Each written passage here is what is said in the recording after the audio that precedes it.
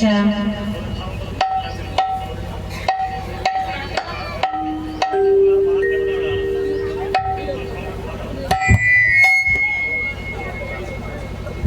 Hello, hello, check. Hello, hello, hello, hello, জয় জয় check. সীতাই গৌর সীতানাথ প্রেমানন্দে। Check. Hello, hello, check, check. Hello,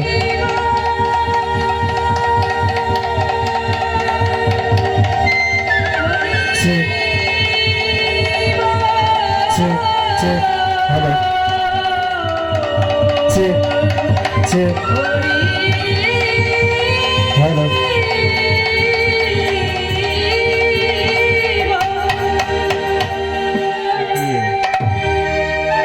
check. Hello, hello, hello, check, check. Hello.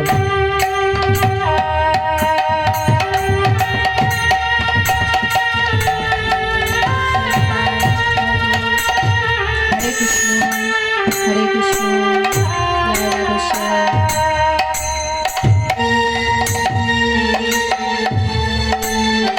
Krishna হরে কৃষ্ণ জয় গৌর জয় নিতাই। জয় রাধেশ্যাম হরে কৃষ্ণ জয় গৌর।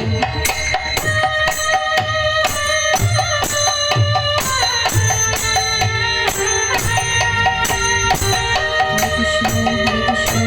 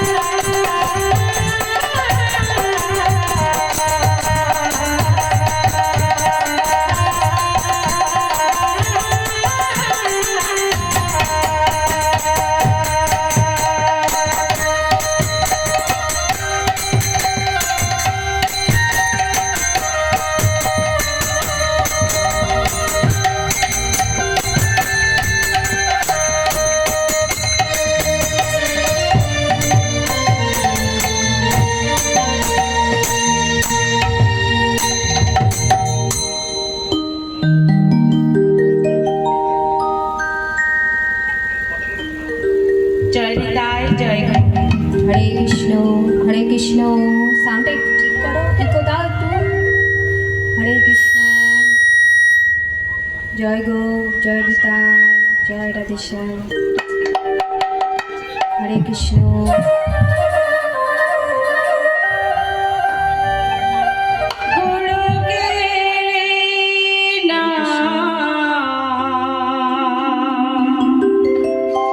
গোপনেতে ছিল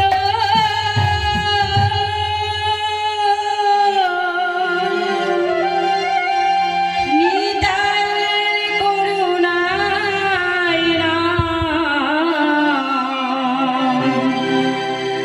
ধরণী Hello, hello, check.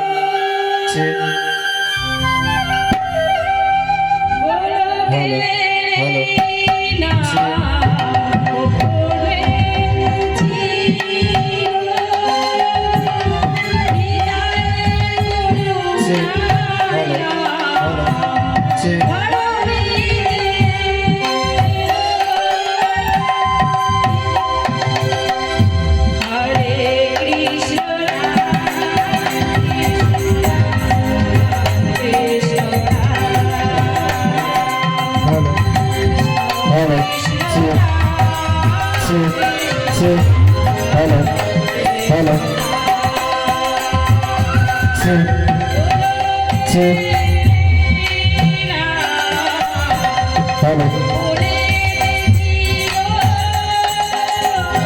Krishna জয় গৌর জয় নিতাই।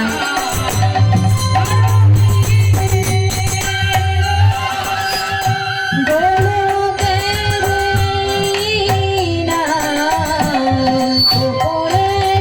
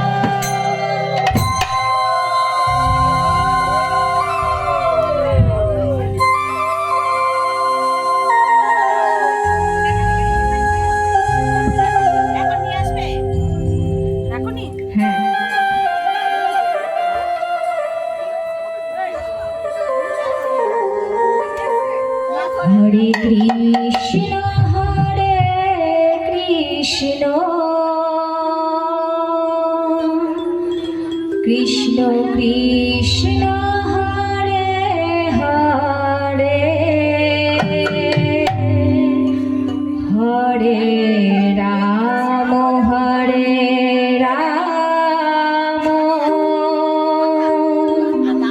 রাম রাম হরে হরে হরে কৃষ্ণ কৃষ্ণ কৃষ্ণ হরে হরে হরে রাম রাম রাম হরে হরে হরে কৃষ্ণ কৃষ্ণ কৃষ্ণ হরে হরে হরে রাম হরে রাম রাম হরে হরে হরে কৃষ্ণ কৃষ্ণ কৃষ্ণ হরে হরে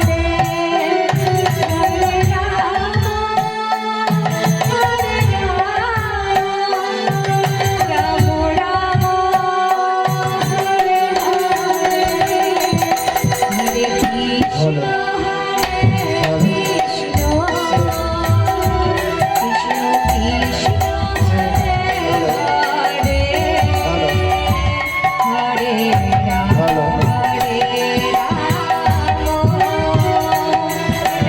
রাম হরে হরে কৃষ্ণ কৃষ্ণ কৃষ্ণ হরে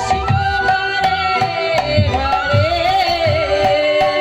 হরে রাম হরে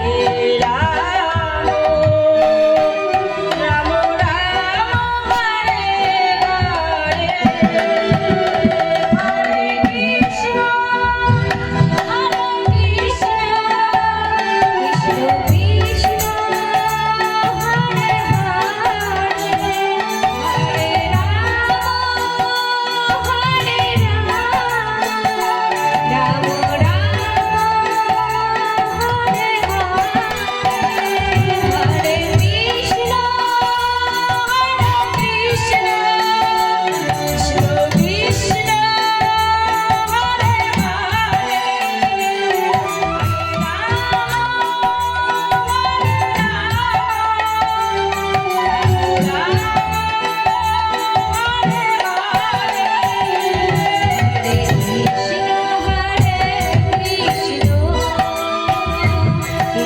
কৃষ্ণ হরে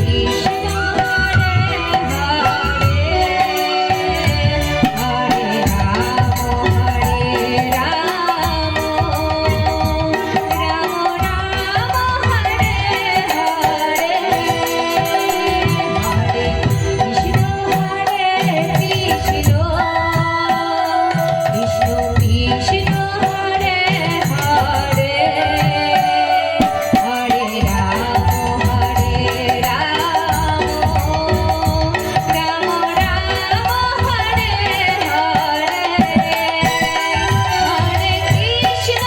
হরে কৃষ্ণ কৃষ্ণ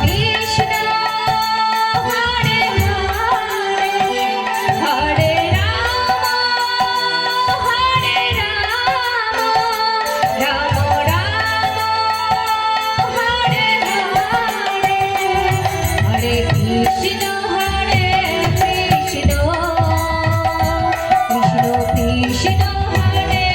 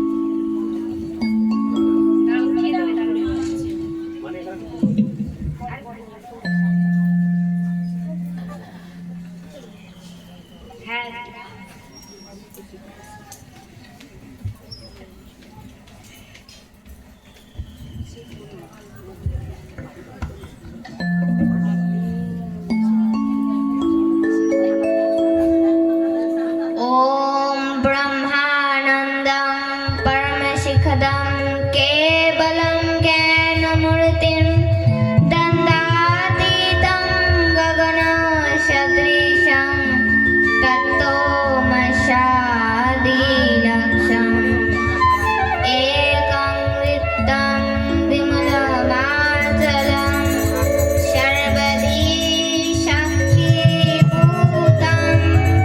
ভবাতীतं ত্রিগুণরহিतं সদ্গুরুমিतं নমামি।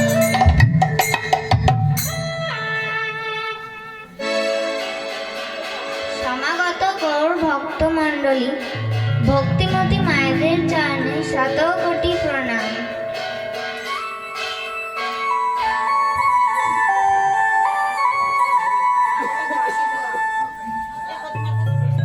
আজকের এই লীলার আরম্ভে দুটো কথা বলবো, হরি কথা, কৃষ্ণ কথা। মাগো, আমি কিছুই জানি না। শুনেছি কৃপা করে ভক্ত মণ্ডলী, যদি আপনারা একটু কৃপা করেন তাহলে হরি কথা, কৃষ্ণ কথা শোনাতে পারি। গুরুমুখী শুনেছি ভক্তের কৃপা ছাড়া কখনোই হরি কথা, কৃষ্ণ কথা বলা সম্ভব নয়। মাগো, আমি ছোট মানুষ, আমি কিছুই জানি না। যদি কৃপা করে একটু বলিয়ে নেন তাহলে হরি কথা, কৃষ্ণ কথা শোনাতে পারি।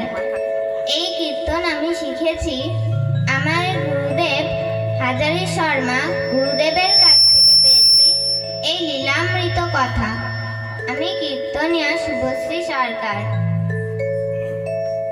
আজকের পালার বিষয়বস্তু অগ্রদ্বীপের গোপীনাথ বা পিণ্ডদান লীলা। শ্রীধাম নীলাচল, নীলাচলের সেই জগন্নাথ ধাম অতি প্রাতকাল শ্রীকৃষ্ণ চৈতন্য মহাপ্রভু আমার জগন্নাথ দর্শনে বিভোর। প্রভু যখন জগন্নাথ দর্শন করছেন তখন তার সঙ্গে ছিল অনেক অনেক ভক্ত। প্রভু যখন জগন্নাথ দর্শন করছিলেন সেই শত শত ভক্তের ভিতরে এসে দাঁড়ালেন আরেক ভক্ত। ধীরে ধীরে পতিতপাবন গৌর হরি সেই ভক্তের কাছে গিয়ে দাঁড়ালেন। কি নাম তোমার? সেই ভক্ত বলছে, আগে প্রভু, তুমি আমায় বলছো? আমার নাম গোবিন্দ ঘোষ, আমার দাদা বাসুদেব ঘোষ, আমার ছোট ভাই মাধব ঘোষ। তুমি কোথা থেকে এসেছো? প্রভু, আমি সেই অগ্রদ্বীপের মাটি থেকে এসেছি। কার কাছে এসেছো? তোমার কাছে প্রভু। আমার কাছে কেন? প্রভু, আমি তো তোমার সঙ্গী হব। দাঁড়াও দাঁড়াও দাঁড়াও, কি বললে? কি হবে? তুমি আমার সঙ্গী হবে? না বাবা না, ঘরের ছেলে ঘরে ফিরে যাও, সেই ভালো। আমার সঙ্গী হতে যেও না, কারণ আমার সঙ্গী হতে গেলে না তাকে অনেক দুঃখ কষ্ট সইতে হয়। তুমি তা পারবে না বাবু। ঘরের ছেলে ঘরে ফিরে যাও, সেই ভালো। আমার সঙ্গী হতে যেও না।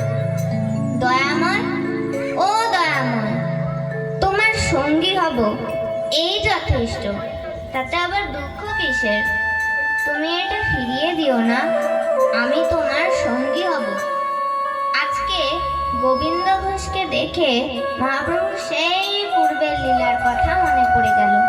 কোন কথা? শ্রীধাম বৃন্দাবনের রাস মঞ্চে তো যত গোপী ততই কৃষ্ণ।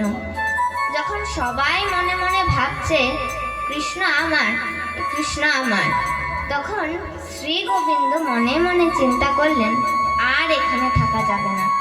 তাই গোবিন্দ কি করলেন, এবার রাধারানীকে সঙ্গে নিয়ে ওই রাস মঞ্চ ছেড়ে অন্তর্ধান হয়ে গেলেন। এবার যেই তিনি অন্তর্ধান হয়েছেন, এবার রাধারানী মনে মনে ভাবছে, দেখেছো এত তো গোপী ছিল, বধূ কাউকে সঙ্গে নিল না, আমাকে একা নিয়ে গিয়ে রাস মঞ্চ ছেড়ে বধূ চলে এলো।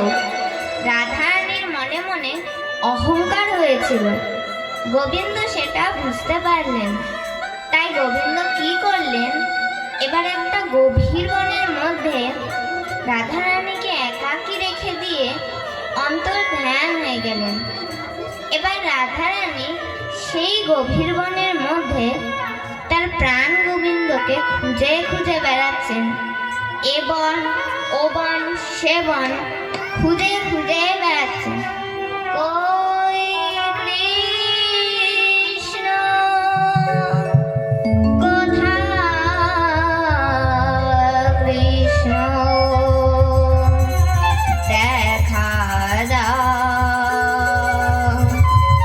দেখা দাও দেখা দাও তুমি দেখা দাও কৃষ্ণ কোথা কৃষ্ণ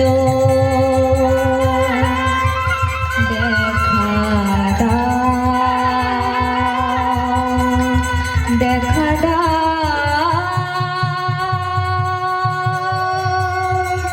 তুমি দেখা দাও।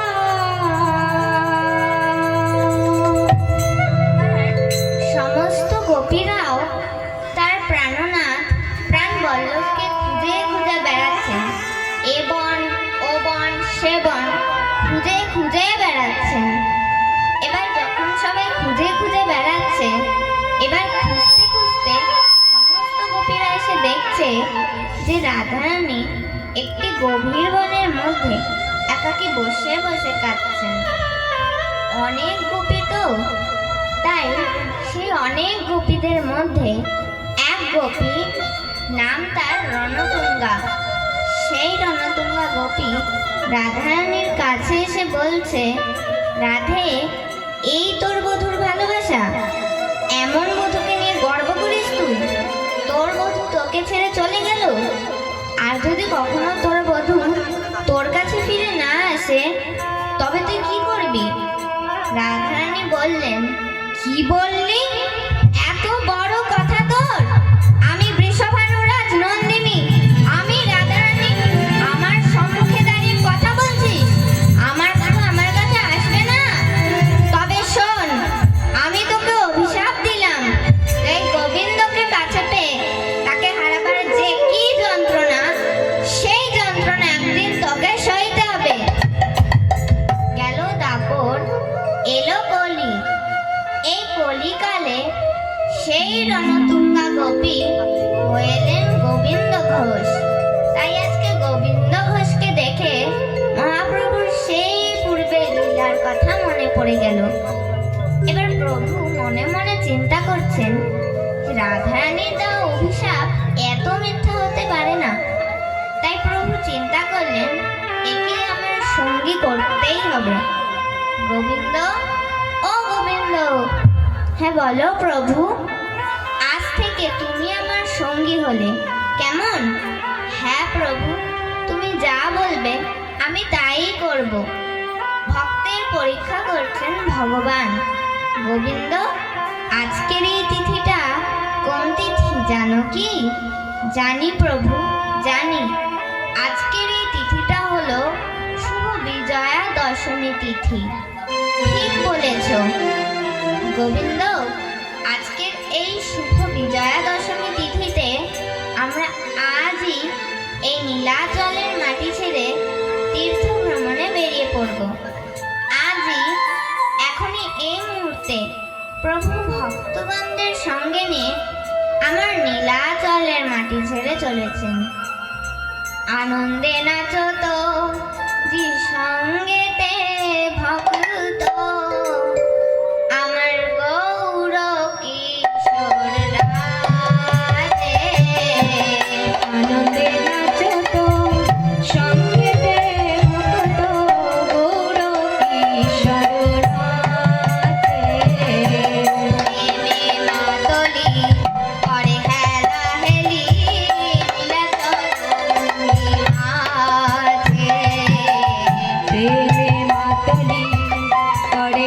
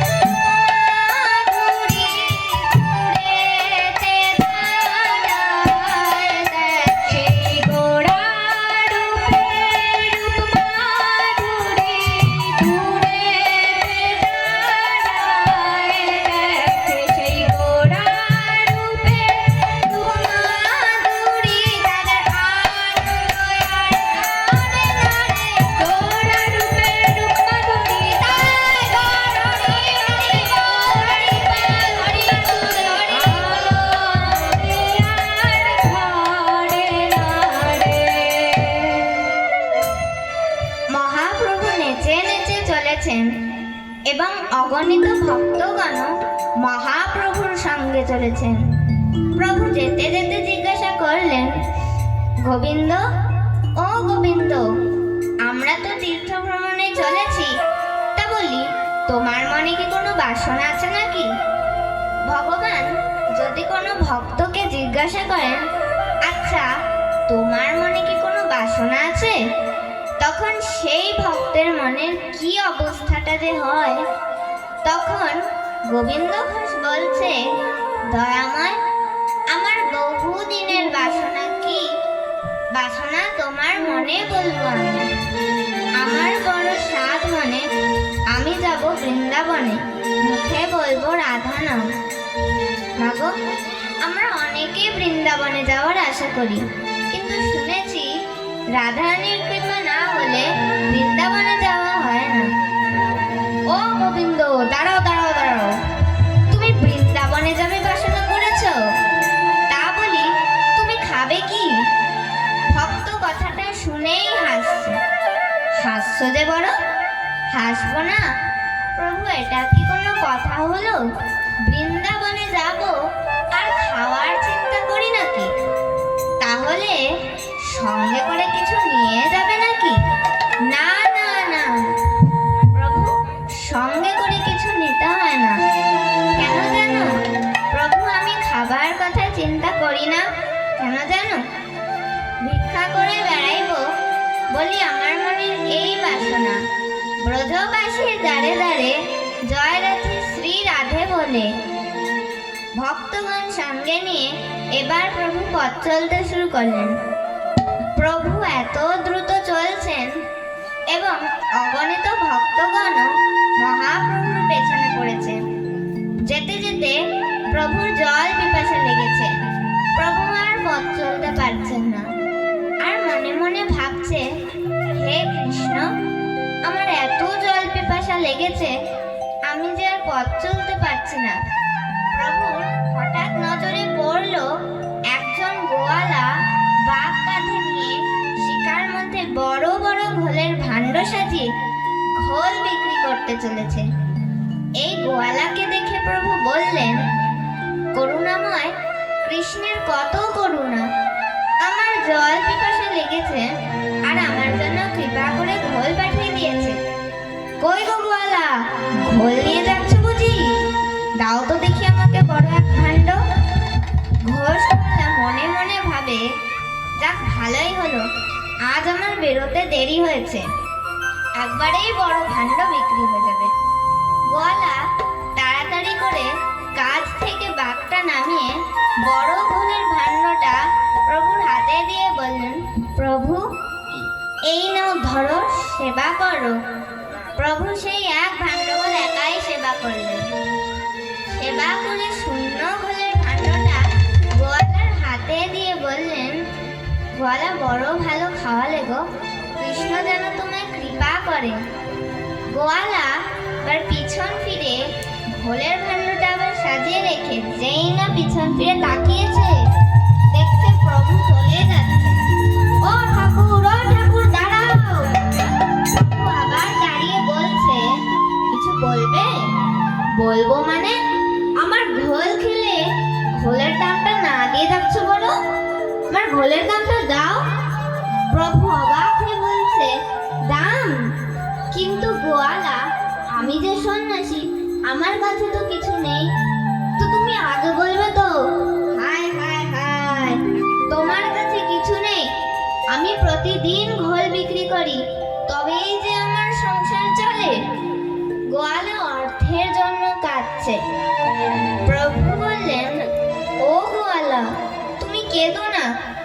আচ্ছা ঠিক আছে, তুমি একটু অপেক্ষা করো, পেছনে আমার অনেক ভক্তগণরা আছে, তাদের কাছে তুমি আমার কথাটা বলো। আমি তোমার এক ভাণ্ড ঘোল খেয়েছি, তারা তোমার ঘোলের দাম দিয়ে দেবে। আমি যাই বলে প্রভু আবার পথ চলতে শুরু করলেন। এবার গোয়ালা পথের মাঝে দাঁড়িয়েছে, ঘোলের দাম নেব তবেই যাব। অগণিত ভক্তগণ সব কীর্তন করতে করতে আসছে। এই তো কীর্তনের ধ্বনি শোনা যায়, মন লাগুরে মন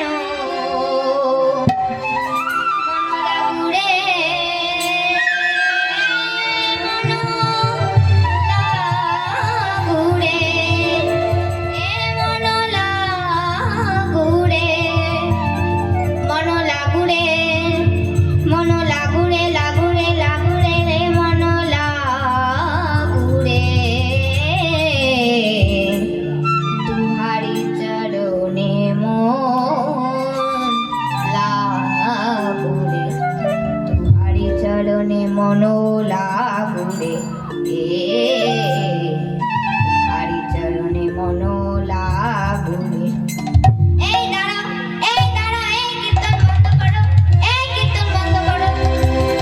ভক্তগণরা আপন মনে কীর্তন করতে করতে আসছিল তো, সেই পথের মধ্যে বাধা পেয়ে দাঁড়িয়েছে। কে তুমি? পথের মধ্যে বাধা দিয়ে দাঁড়ালে? আমি গোয়ালা, ঘোল বিক্রি করি।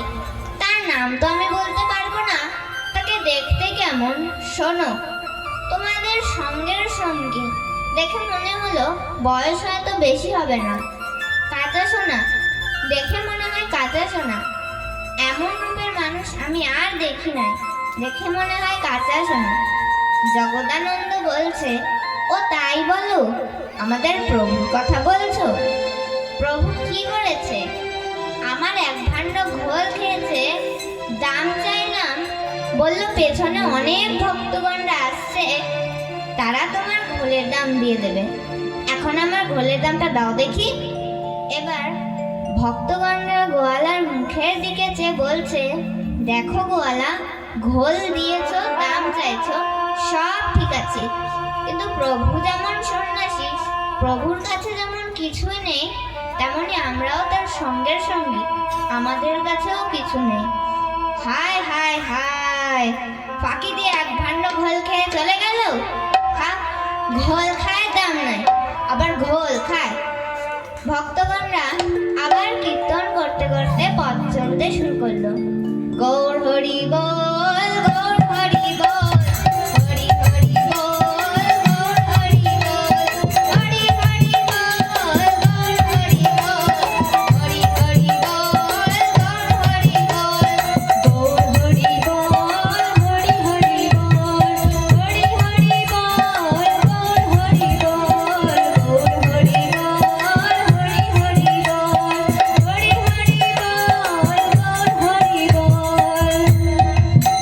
এবার গোয়ালা যেই বাঘটি উঁচু করে তুলতে যাবে, দেখে তুলতে পারছে না। বাঘ হয়েছে বেজায় ভারী। কি হলো? আমার বাঘ তো হালকা হওয়ার কথা। তাড়াতাড়ি করে ওপর থেকে ছোট্ট ঘোলের ভাণ্ডটা সরিয়ে যেই না বড় ঘোলের ভাণ্ডটার দিকে তাকালো, দেখে স্বর্ণ মুদ্রায় পরিপূর্ণ হয়ে আছে। আর কি বুঝতে বাকি থাকে? গোয়ালা ঘোলের ভাণ্ডটা ফেলে ছুটতে ছুটতে চলে গিয়েছে, প্রভুর চরণ তলে আছাড় খেয়ে পড়েছে। প্রভু, আমি তোমার লীলা বুঝতে পারিনি গো, তুমি আমাকে ক্ষমা করো, কৃপা করো প্রভু। প্রভু গো আমার দয়া করো, কৃপা করো একবার। হে প্রভু দয়া করো একবার। প্রভু গো আমার দয়া করো।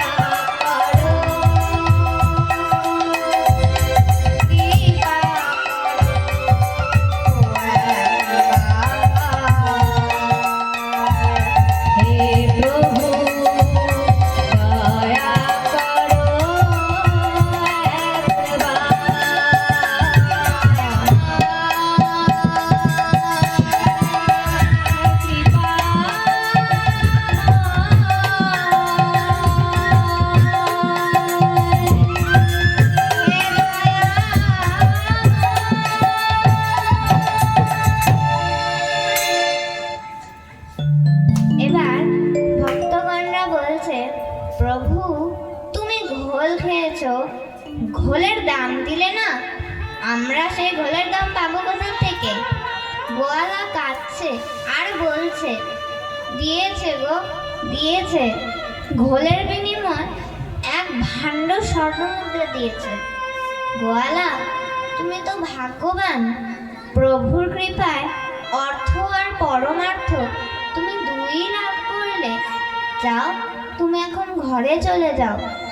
আবার ভক্তগণরা প্রভুর সঙ্গে কীর্তন করতে করতে পথ চলতে শুরু করলেন। কৃষ্ণ কেশব, কৃষ্ণ কেশব, সুধা মাখা এ নাম, হরি নাম, সুধা মাখা এ নাম।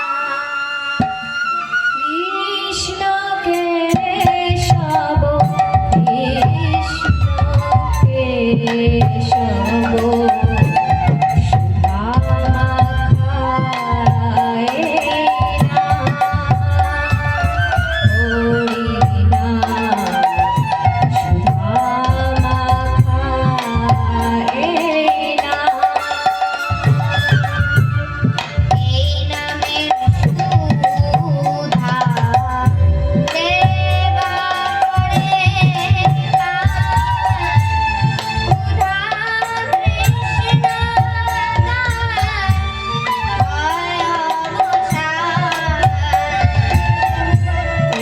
এই নামের সুধা দেবা করে সুধা কৃষ্ণ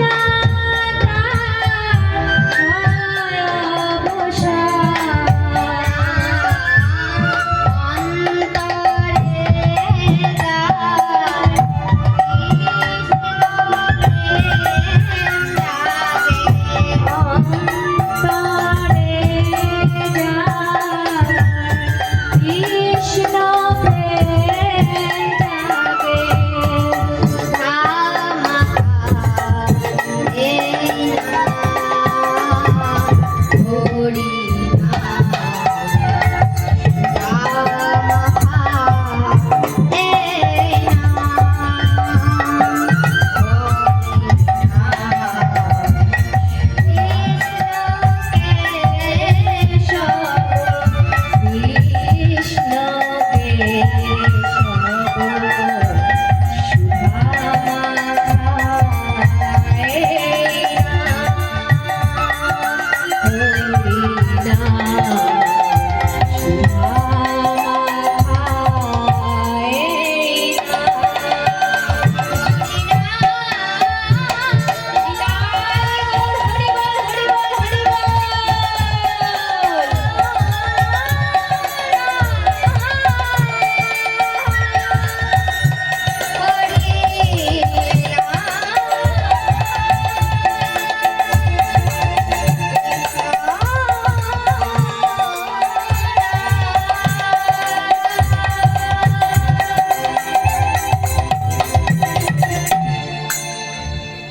এবার কিছু দূর পথ যাওয়ার পরে প্রভু গোবিন্দ ঘোষকে ডাকলেন।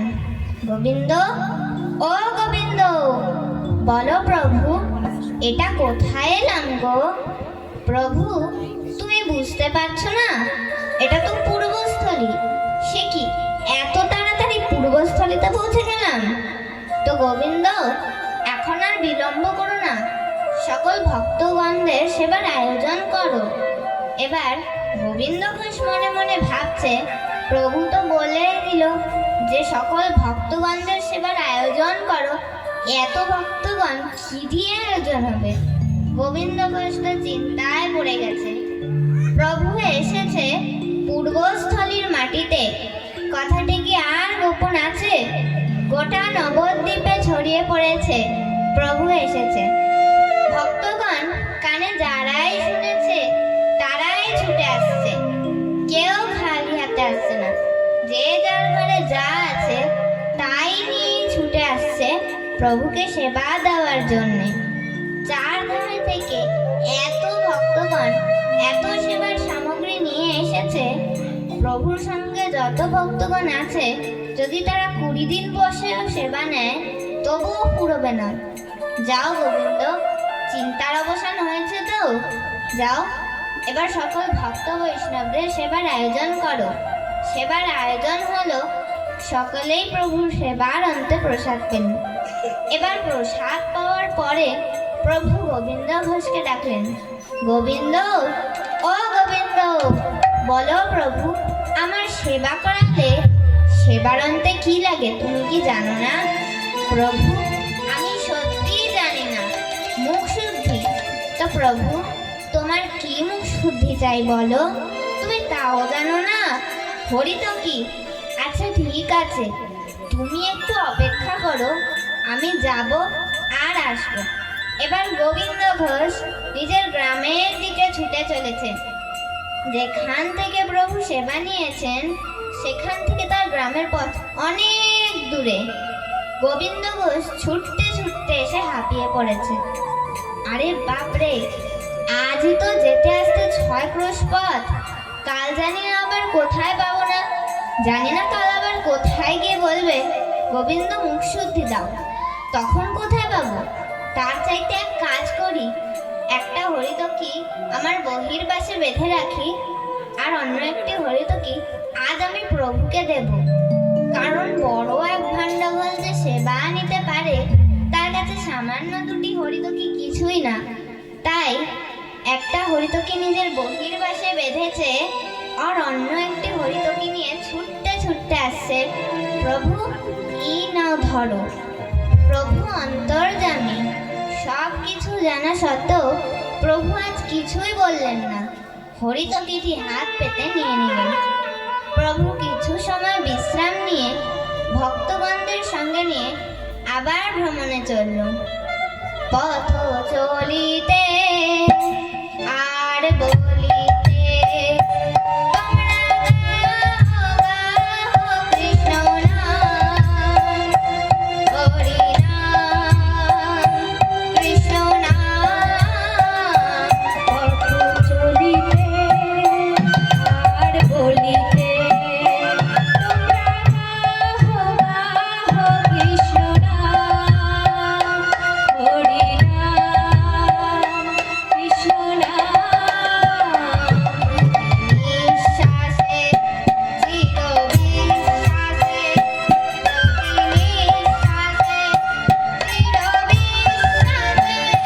প্রতি নিঃশ্বাসে চির বিশ্বাসে, প্রতি নিঃশ্বাসে চির বিশ্বাসে, তোমরা গাও গাও কৃষ্ণ নাম, হরি নাম,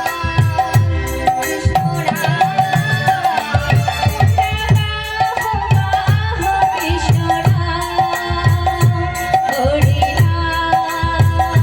কৃষ্ণ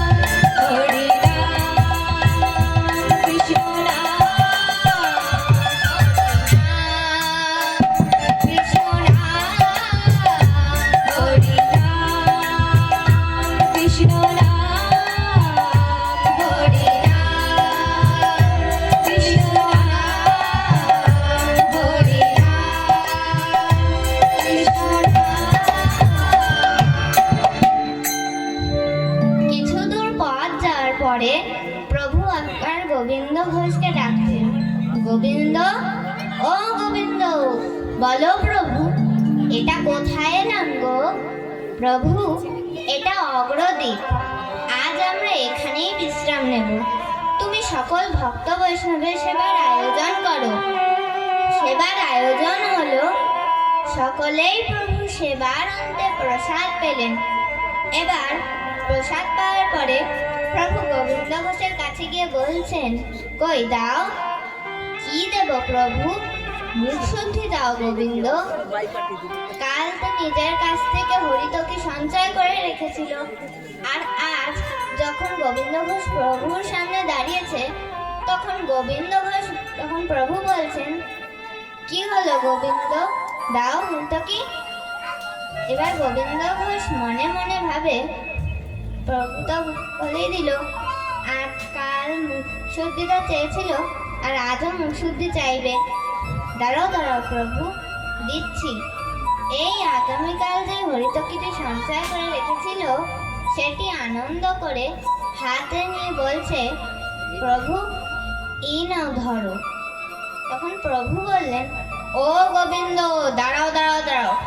কাল যখন তোমার কাছ থেকে মুখ শুদ্ধি চেয়েছিলাম, তখন তো তোমার মুখ শুদ্ধি দিতে দেরি হয়েছিল, আর আজ যাওয়ার সাথে সাথে তুমি হরিতকি পেলে কোথা থেকে?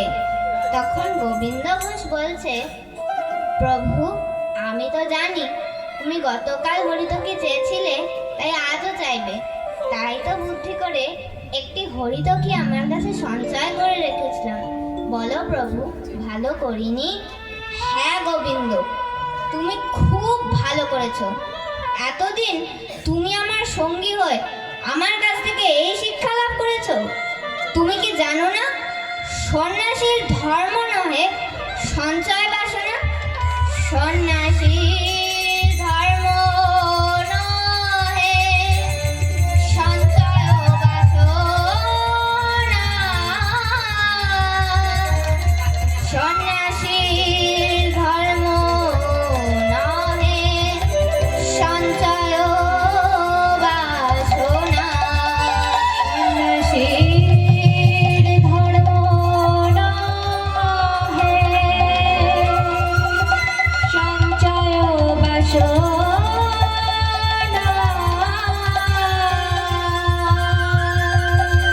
সন্ন্যাসীর ধর্ম নহে সঞ্চয় বাসনা। তুমি অপরাধী, তুমি সঞ্চয়, তুমি বিষয়। না প্রভু, না, চলে যেও না প্রভু, তুমি চলে যেও না। তুমি যে ব্যথাহারি আমায়, তুমি ব্যথা দিও না প্রভু, তুমি যে ব্যথাহারি আমায়, তুমি ব্যথা দিও না। ছি গোবিন্দ, ছি। আজ আমি কি খাবো? কাল তা তুমি সঞ্চয় করে রেখেছিলে, আজ থেকে তুমি আমার সঙ্গী নও। প্রভু তুমি আমাকে ক্ষমা করো প্রভু। কোনো ক্ষমা হলো না। প্রভু মুখে যা বলেন তাই তো করেন। গোবিন্দ ঘোষ কেঁদে কেঁদে বলছে, প্রভু সঞ্চয় তো আমি আমার জন্য করি নাই, সঞ্চয় তো আমি করেছি তোমার জন্য। প্রভু তুমি আমাকে ছেড়ে যেও না। প্রভু কিছুতেই ক্ষমা করলেন না।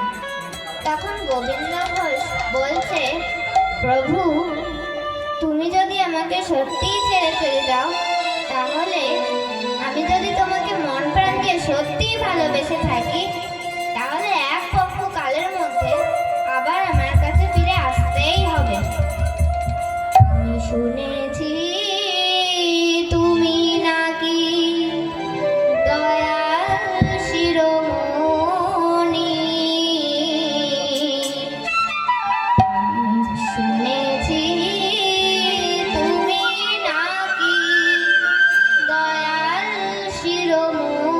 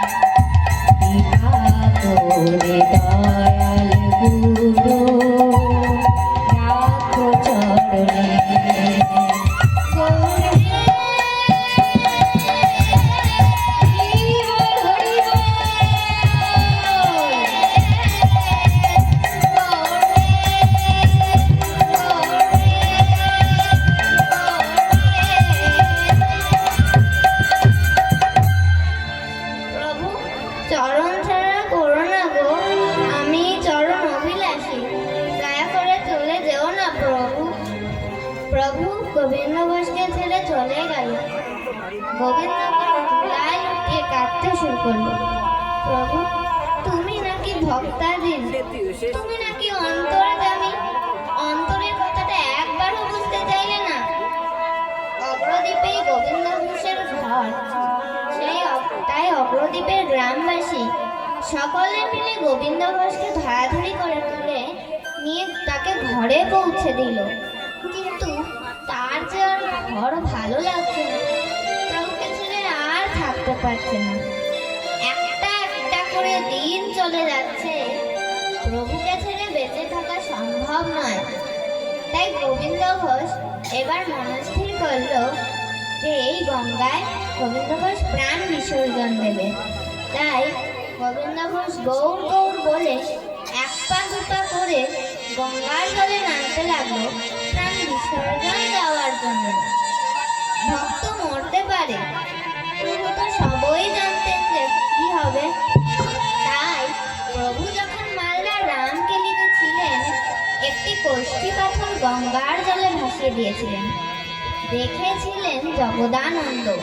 জগদানন্দ জিজ্ঞাসা করলেন, প্রভু এটা কি করলে?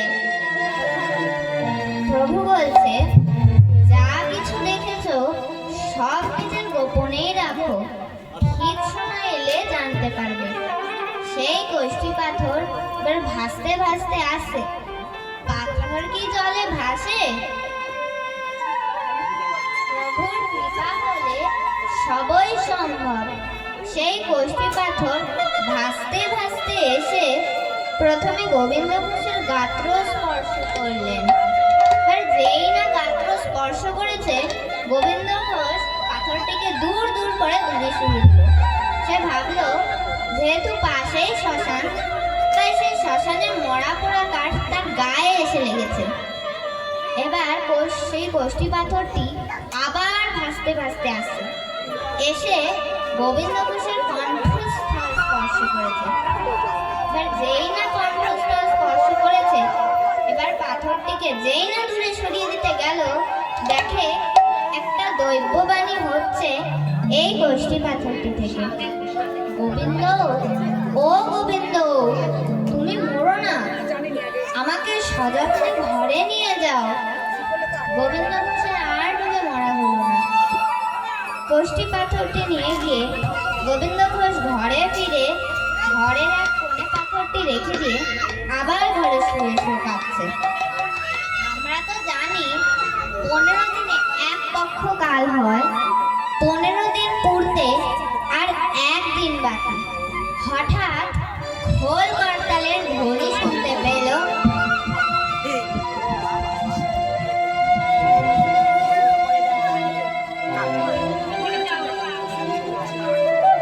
করতালের ধ্বনি শুনতে পেয়ে গোবিন্দ ঘোষ উঠে বসলো। প্রভাত সময় হলো, কৃষ্ণ কৃষ্ণ বল। প্রভাত সময় হলো, কৃষ্ণ কৃষ্ণ বল। কৃষ্ণ ভাগ কৃষ্ণ হরিব, কৃষ্ণ নাম করসার, কৃষ্ণ বিনা হরিব বিনা কৃষ্ণ ভজ কৃষ্ণ চিত্ত, কৃষ্ণ নাম করসার।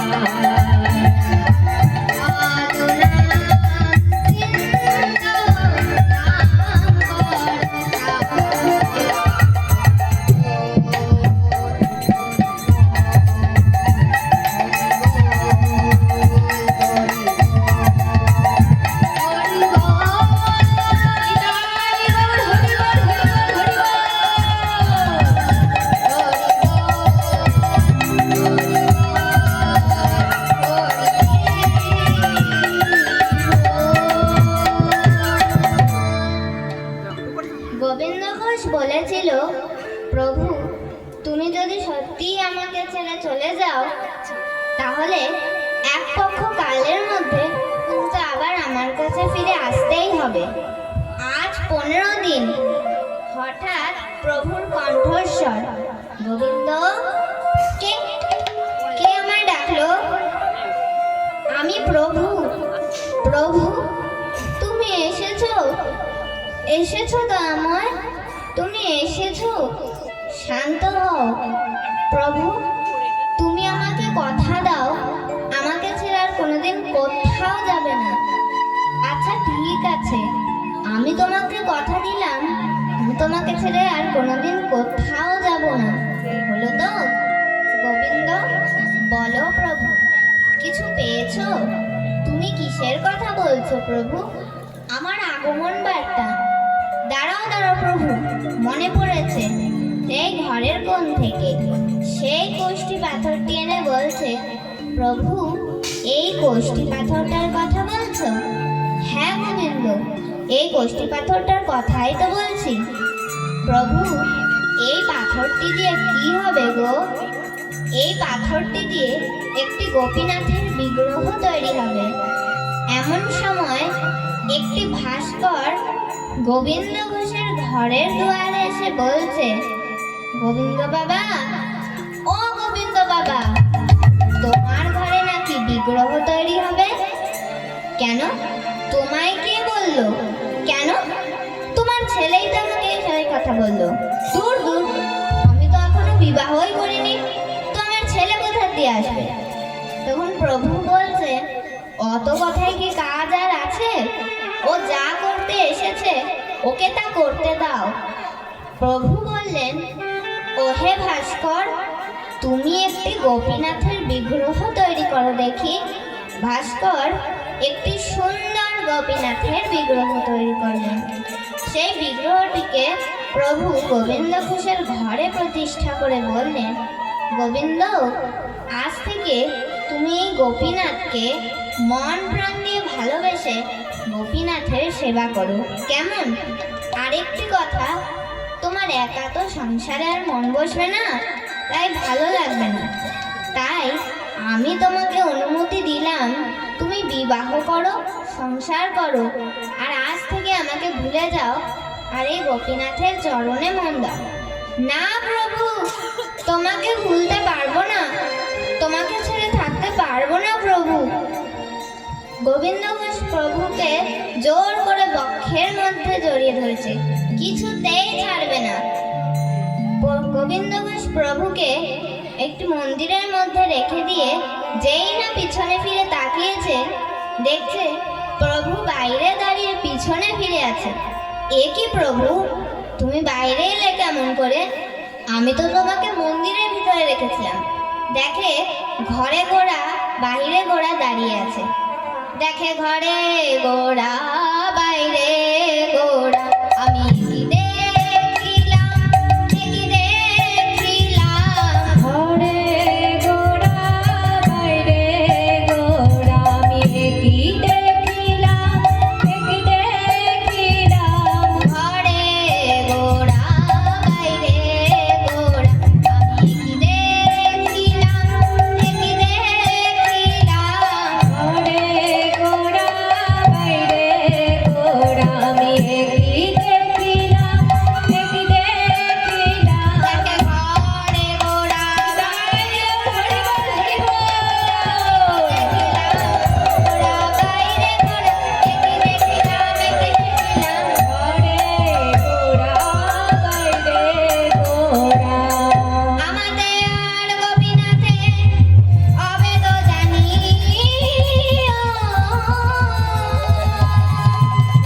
শুদ্ধ ভক্তি প্রেম দিয়ে গোপীনাথের সেবা যে করিল।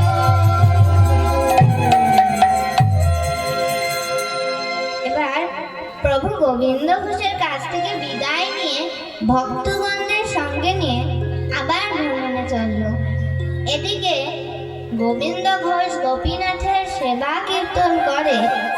এইভাবে দিন যায়, মাস যায়, বৎসর পেরিয়ে গেল।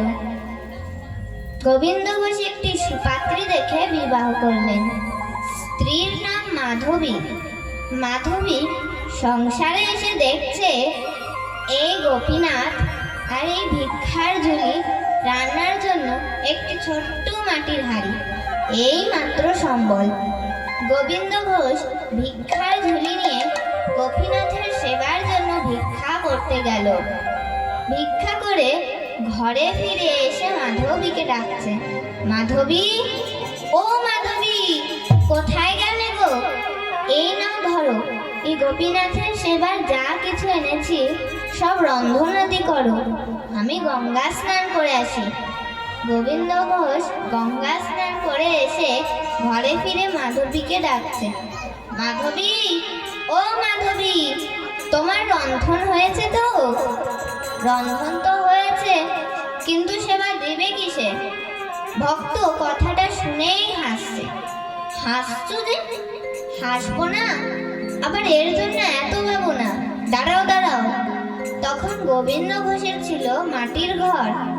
গোপীনাথের সম্মুখে একটি গর্ত খুঁড়ে তার মধ্যে পাতা পেতে বলছে, মাধবী, এই যা কিছু রন্ধন করেছো সব এই গর্তের মধ্যে ঢেলে দাও। সব কিছু এই গর্তের মধ্যে ঢেলে দিয়ে একটু জল আর একটি তুলসী পাতা দিয়ে নিবেদন করে বলছে, গোপীনাথ, ও গোপীনাথ, তুমি খাও। আমার গোপীনাথ তাতেই সন্তুষ্ট।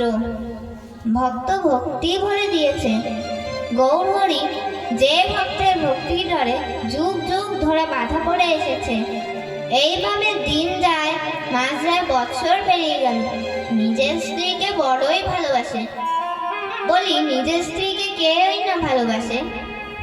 দেখতে দেখতে গোবিন্দ ঘোষের একটি পুত্র সন্তান হয়েছে।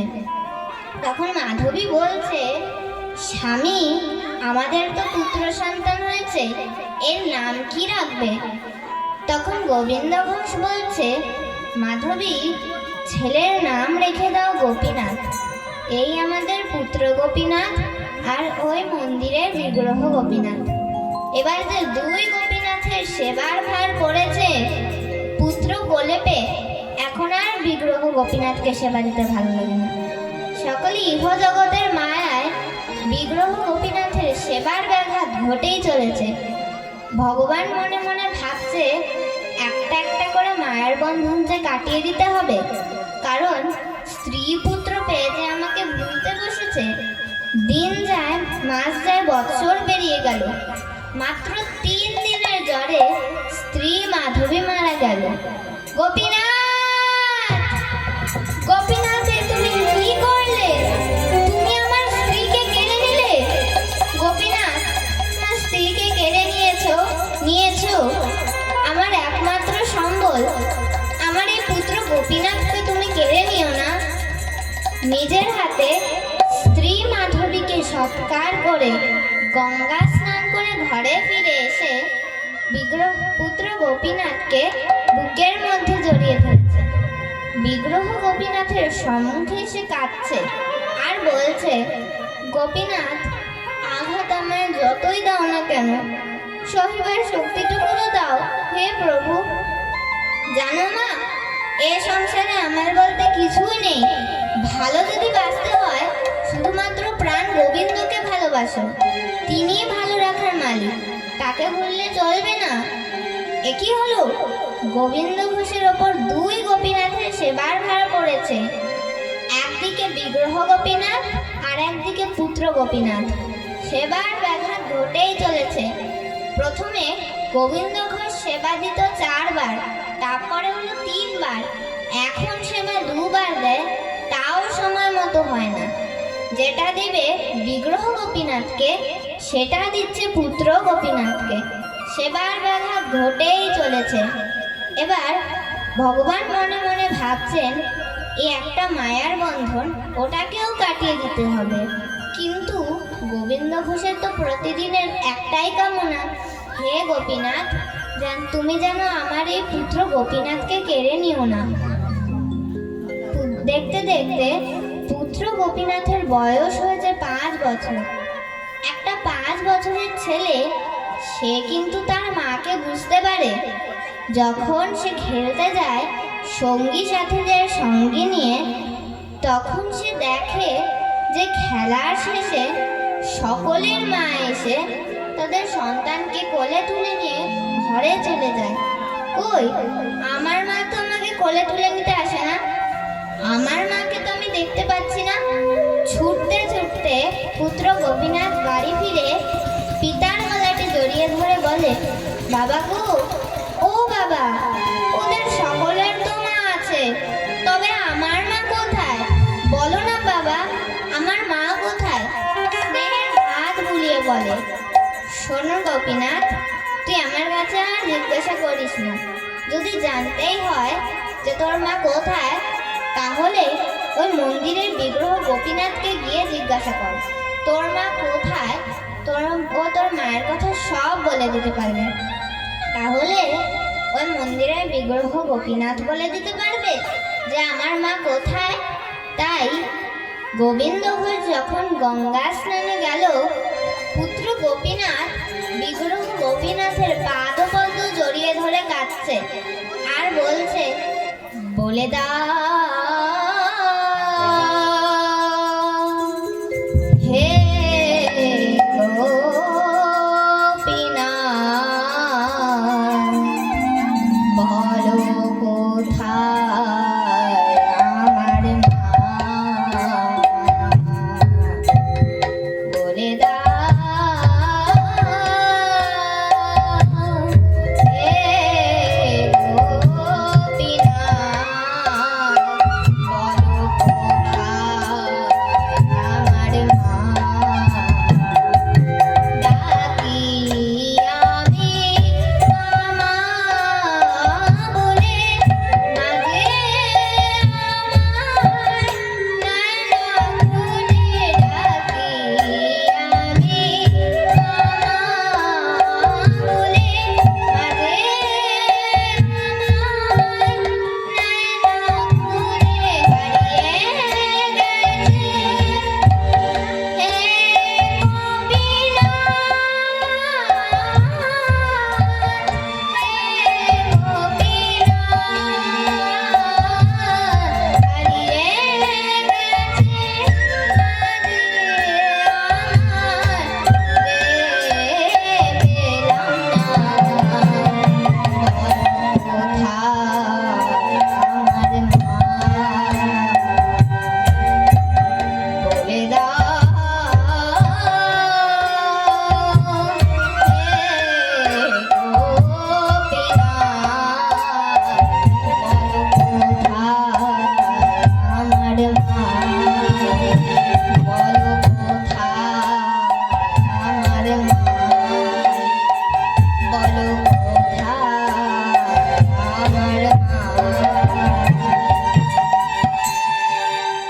পুত্র গোপীনাথ বিগ্রহ গোপীনাথের পাদপদ্ম জড়িয়ে ধরে কাঁদছে আর মাথা ঠুকছে। মাথা ঠুকতে ঠুকতে পুত্র গোপীনাথ বিগ্রহ গোপীনাথের সামনে দেহ রাখল। গোবিন্দ ঘোষ গঙ্গা স্নান করে ঘরে ফিরে এসে পুত্র গোপীনাথকে না দেখতে পেয়ে ডাকছে, বাবা গোপীনাথ, কোথায় গেলি বাবা? পুত্রকে কখনো চোখের আড়াল করে না। খুঁজতে খুঁজতে দেখে যে পুত্র গোপীনাথ মন্দিরের বিগ্রহ গোপীনাথের চরণ জড়িয়ে পড়ে আছে। বাবা গোপীনাথ, ওঠো, ঘুমিয়ে পড়েছিস নাকি? আর সারা দেবে কে? দেহে প্রাণ থাকলেই তো সারা দেবে। দেখে ঝলকে ঝলকে পুত্র গোপীনাথের মুখ থেকে রক্ত বেরোচ্ছে। গোপীনাথ, গোপীনাথ, তুমি কি করলে? তুমি আমার একমাত্র পুত্র গোপীনাথকেও কেড়ে নিলে। প্রভু, দিলেই যদি পুত্রকে, তুমি কেড়ে তুমি কেন নেবে? দাও, তুমি ফিরিয়ে দাও। দিলে যদি পুত্র মোরে, তবে কেড়ে কেন নিতে চাও?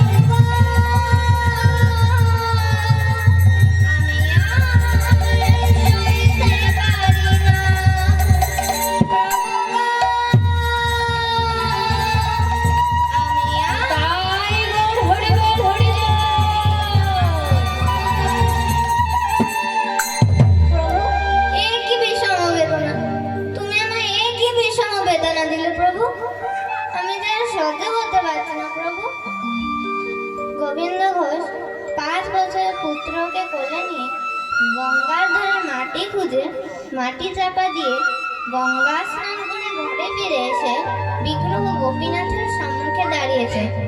শোনো গোপীনাথ, আমার স্ত্রী পুত্র সব তুমি কেড়ে নিয়েছো। আজ থেকে তোমার সেবা পুজো সব বন্ধ করে দিলাম। কি হবে তোমার সেবা দিয়ে?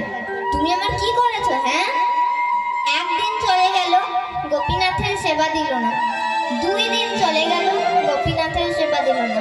3 দিন চলে গেল, গোপীনাথের সেবা দিল না। ও মা, ভাবছে নিজে কিছু খাচ্ছে?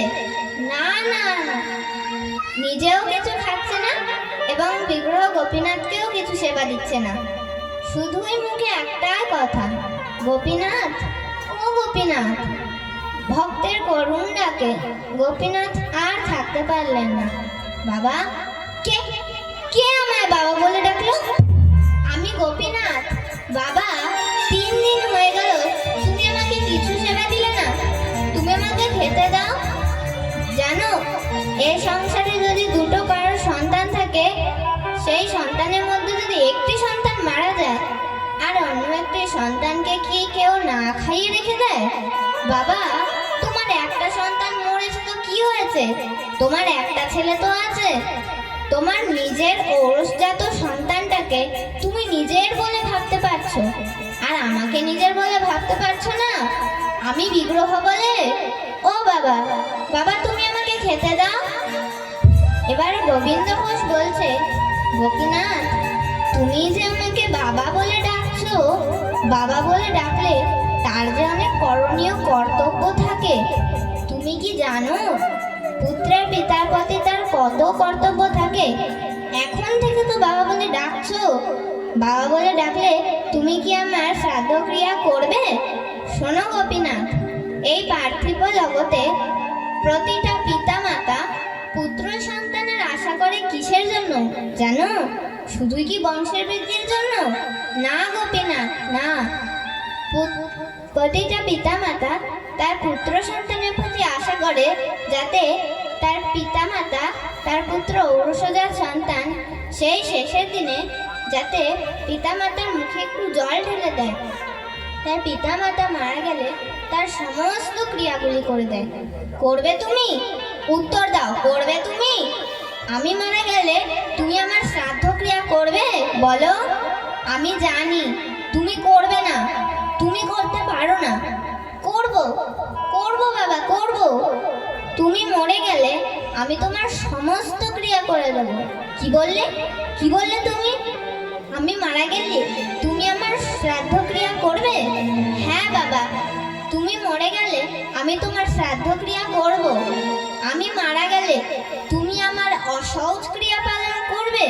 হ্যাঁ বাবা, করব। কাছে নেবে? নেব বাবা, নেব। ধরা নেবে? নেব বাবা, নেব। পিণ্ড দেবে? দেব বাবা, দেব। চুপ করো গোপীনাথ, চুপ করো, আর বলো না। দেখেছো আমি তোমার কেমন বাবা? 3 দিন ধরে আমি তোমাকে কিছুই সেবা দিইনি। গোপীনাথ, দাঁড়াও বাবা, দাঁড়াও, তোমাকে খেতে দেব। ভিক্ষা করে এনে বিগ্রহ গোপীনাথকে সেবা দিয়েছে। দেখতে দেখতে সেই অন্তিম সময় উপস্থিত হয়েছে। ভগবান ভক্তের কাছে প্রতিজ্ঞাবদ্ধ হলেন, কিন্তু কেউ সেই কথা জানে না। বাবা সব জানিয়েছে। গোবিন্দ ঘোষ, বলো বাবা, তুমি কাঁদছো কেন? দেখবে মরণকালে যেন সব কিছু বিস্মরণ হয়ে যায়, হয় না? তাই গোবিন্দ ঘোষ মনে মনে ভাবছে, এই বুঝি তার সেই ঔরসজাত সন্তান শিহরে বসে আছে পুত্র গোপীনাথ। বাবা গোপীনাথ, আমার তো চলে যাওয়ার সময় হয়ে এসেছে। এই গোপীনাথের চরণামৃত এনে দে না বাবা। গোপীনাথ সচরণামৃত পান করালেন। আমার এখানে কৃষ্ণ নাম দে না বাবা। গোপীনাথ বলছে, বলো তো বাবা, কি বলবো? গোপীনাথ, হরে কৃষ্ণ কৃষ্ণ কৃষ্ণ হরে হরে, হরে রাম হরে রাম, রাম রাম হরে হরে। হরে কৃষ্ণ কৃষ্ণ কৃষ্ণ হরে হরে, হরে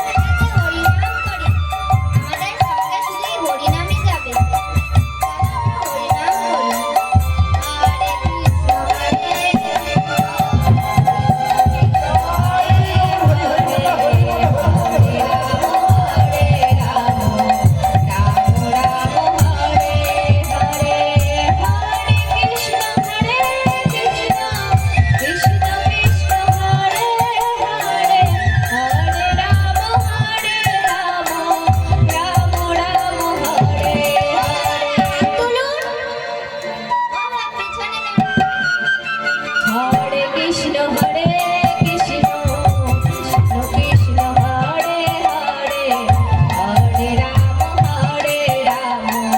রাম রাম হরে হরে কৃষ্ণ হরে হরে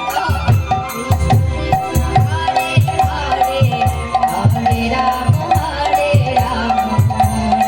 রাম হরে হরে হরে কৃষ্ণ হরে কৃষ্ণ কৃষ্ণ কৃষ্ণ হরে হরে হরে রাম রাম রাম হরে হরে হরে কৃষ্ণ হরে কৃষ্ণ হরে হরে হরে রাম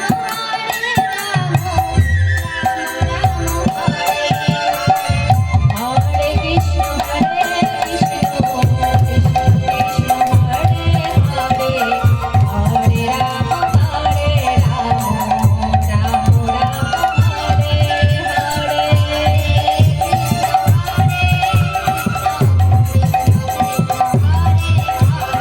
নিতাই গৌর হরি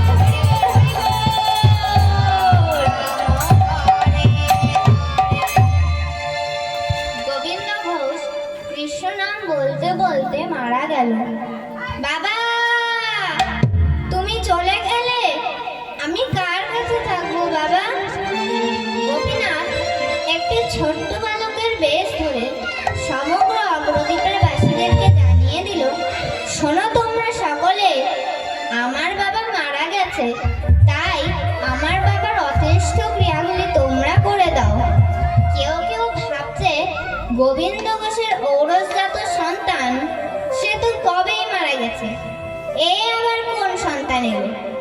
কেউ এলো তাচ্ছিল্য নয়নে, কেউ এলো উপহাসের নয়নে, কেউ এলো ভক্তির নয়নে। তাচ্ছিল্য নয়নে এবং উপহাসের নয়ন নিয়ে এলে কি কিছু দেখা যাবে? না, একদমই দেখা যাবে না। যেজন ভক্তির নয়ন নিয়ে আসবে তারাই তো দেখতে পাবে। দাঁড়াইল গোপীনাথ সেজে পিণ্ড হাতে করি, দাঁড়াইল গোপীনাথ পিণ্ড হাতে করি, সেজে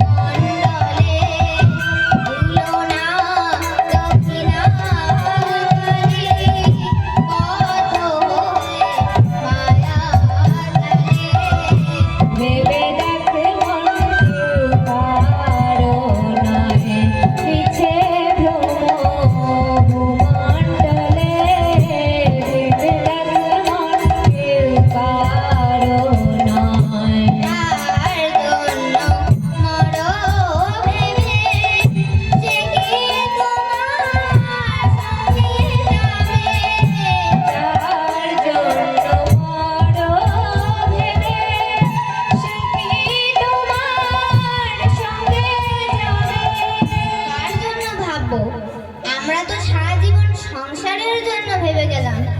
সংসারে ছেলে বলে দাও দাও, মেয়ে বলে দাও দাও, স্ত্রী বলে দাও দাও। আমরা কি কখনো ভগবানের জন্য ভেবেছি? হে ভগবান, তুমি ভালো থেকো, সুখে থাকো। আমরা তো শুধু ভগবানের কাছে চেয়েই থাকি। যার জন্য মরো ভেবে, সে কি তোমার সঙ্গে যাবে?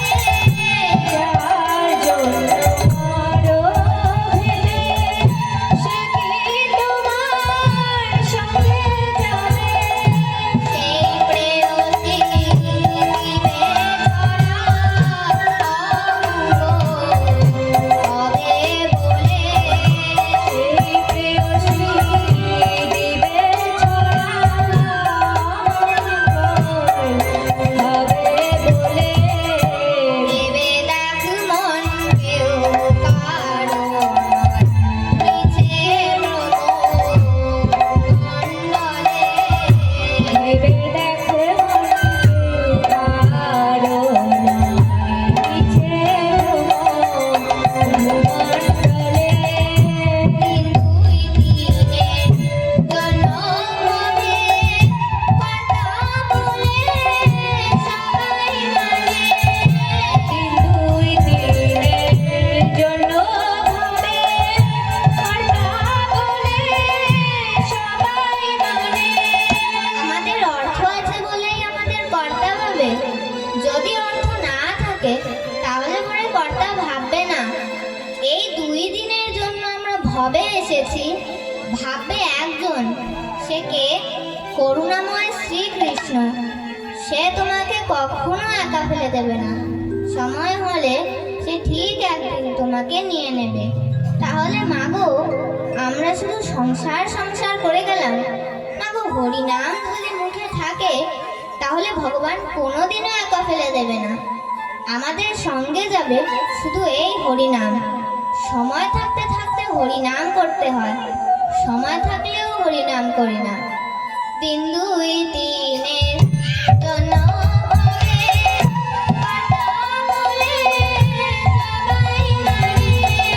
দিন দুই দিনের জন্য ভাবে, কথা বলে সবাই মানে। সেই কটারে দিবে ফেলে কালাকালে কর্তায় রে। সেই করবারে দিবে ফেলে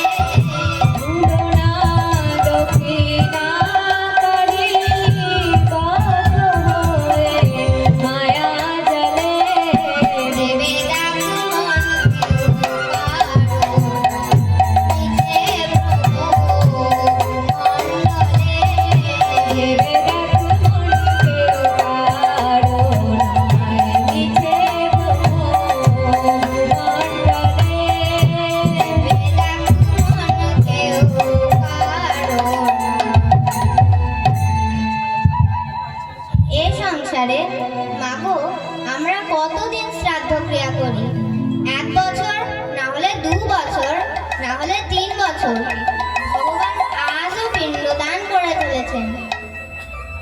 যদি আপনারা কখনো অগ্রদ্বীপে যান তাহলে দেখতে পাবেন মধুকৃষ্ণ ত্রয়োদশীর চৈত্র মাসে গেলে দেখতে পাবেন ভগবান 500 বছর ধরে পিণ্ডদান করে চলেছেন। ছলো ছলো নয়নে, ছলো ছলো নয়নে, হাসি মাখা বদনে, আনন্দ কাননে নয়নি হরি বল হরি বল মনে আমার।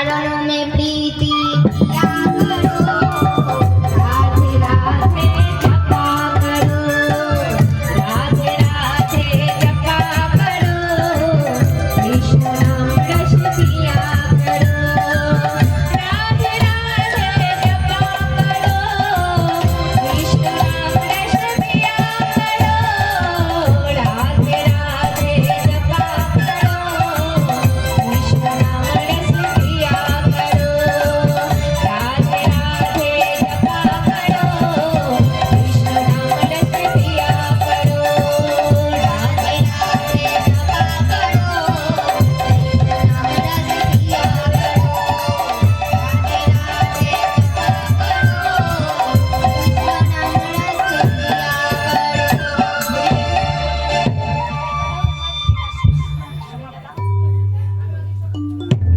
এই লীলা সমাপ্ত।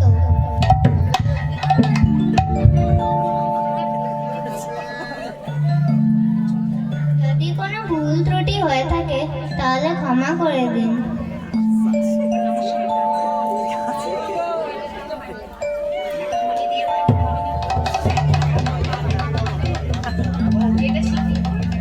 जय जय निताय गौर सीतानंद प्रेमानंदे हरि हरि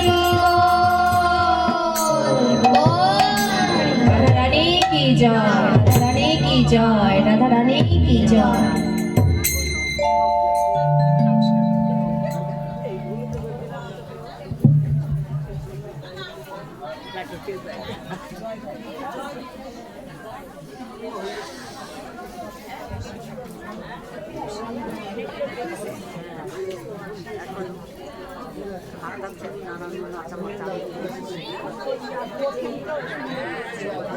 পরে আস্তে আস্তে যা করেছে